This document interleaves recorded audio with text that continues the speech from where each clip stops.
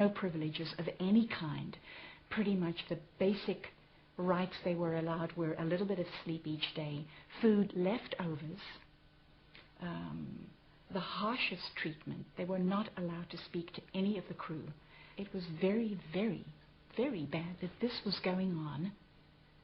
But Hubbard's statement to us was that it's going to take a lot more ethics and a lot more punishment than anyone can easily face up to get this whole world back in shape. And at that point, I believed that statement. Human emotion and reaction is the way humans were. And he didn't specially regard humans very highly. He liked the idea of the doll bodies that were in other civilizations. Doll bodies didn't have human emotions and reactions. They were, I guess, like Spock, just very analytical. You just get the job done. No emotions there. Love is not a sentiment that's known or cared for. And that's, to me, the tragedy, because he put that, I feel, into the organization, into the way of being in the organization. Hubbard even consigned his own son, Quentin, who was a senior auditor on the ship, to the RPF. Quentin really was a real sweet kid. He was a real nice guy and very soft-spoken, and it was very difficult for him being Hubbard's son and being put on in this very high position, and I don't think he was that interested in it. He just wanted to be a pilot, and also the fact that he was gay, and that's a very tough thing in Scientology, to be gay, because especially that kid, to be Hubbard's son and to be this top technical person and be gay, that would be a horrible thing to be wrestling with and suppressing all the time. Quentin was sent to the RPF after he committed the sin of trying to commit suicide. 2 years later, he succeeded.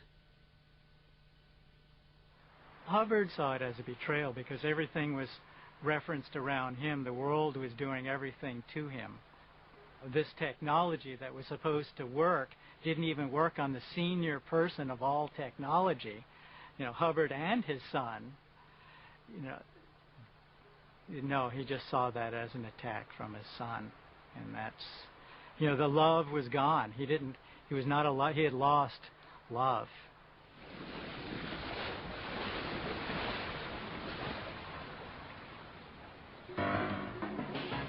In 1975, Hubbard decided it was time to come ashore.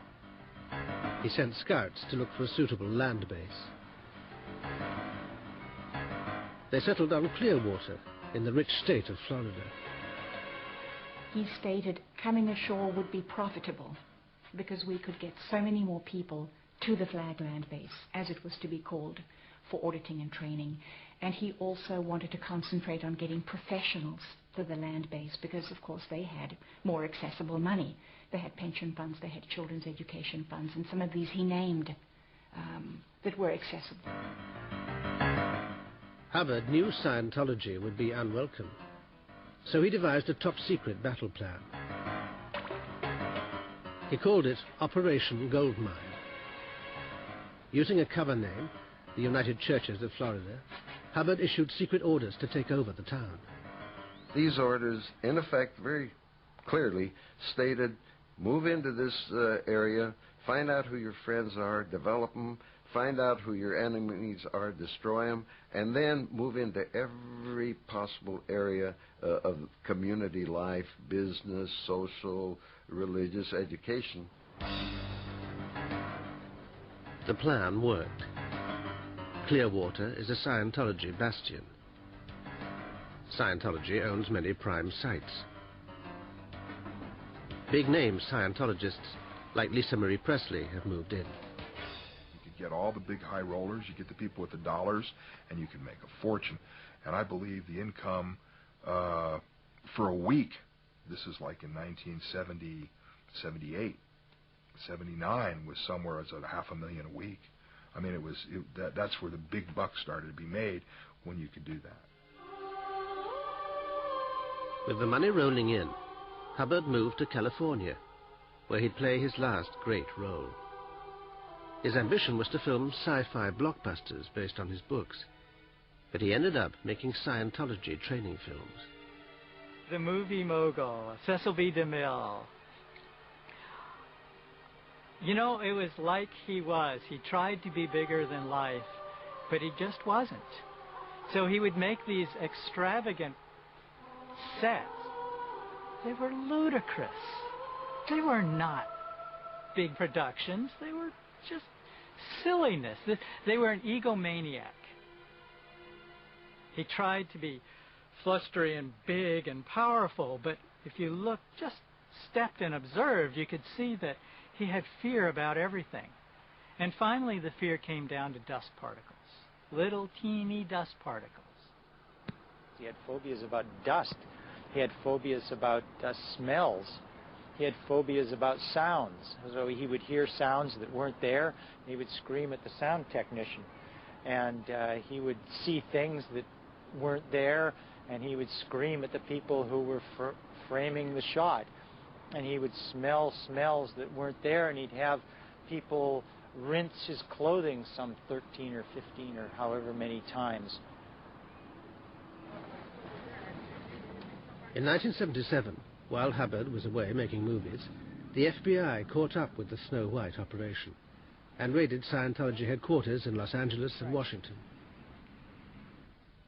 Hubbard's wife, Mary Sue, and 8 other Scientology executives were convicted and sentenced for conspiracy and stealing government documents. Hubbard disappeared, never to be seen publicly again.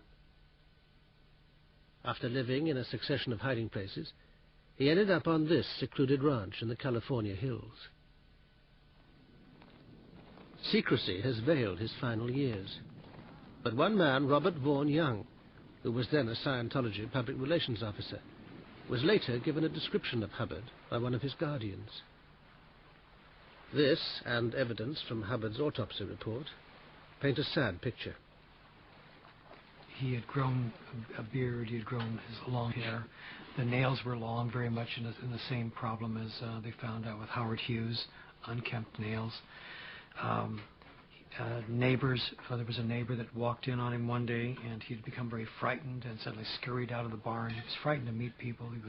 He was terrified of meeting any new people.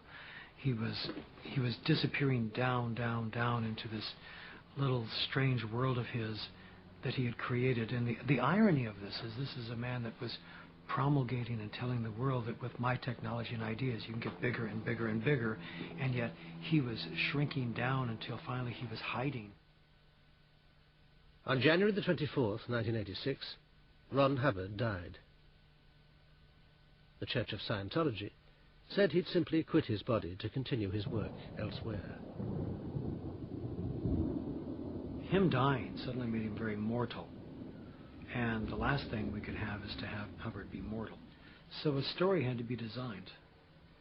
And the story is that he went off to research the next level. And what's amazing is how the Scientologists bought this without any questioning. They bought it.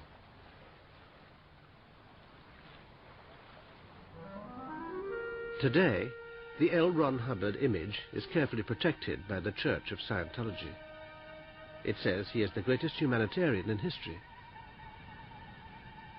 Hollywood has named a street after him, and millions of dollars roll into Scientology every year. It continues to preach that Hubbard's teachings are the best solution to the mental problems of the world. The personal tragedy is, one mind Scientology did not appear to help was that of its founder.